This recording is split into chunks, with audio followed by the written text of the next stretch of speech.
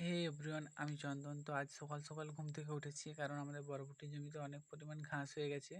তো তার জন্য আমি আর বাবা যাচ্ছি এখন সেই জমিতে ওষুধ দিতে। না হলে আমাদের বরবটি তোলা অনেক অসুবিধা হয়ে যাবে।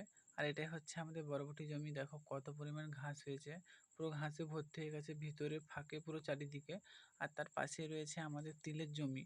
আর এদিকে বাবা ওষুধগুলো স্টার্ট করে দিয়েছে। আর আমরা ওষুধ দেবো জঙ্গল সাপ, তো না দিলে ঘাসগুলো মরবে না।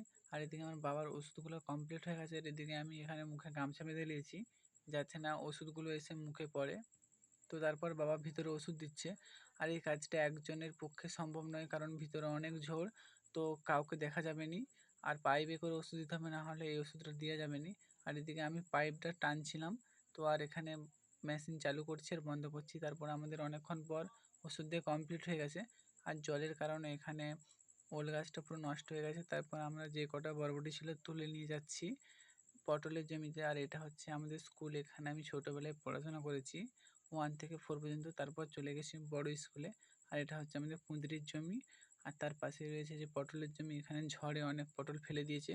তো যে কটা পটল আছে ওই কটা পটল কুড়িয়ে নিয়ে যাবো বাড়ি। তো ভিডিওটা এতটাই, দেখা হচ্ছে পরের ভিডিওতে।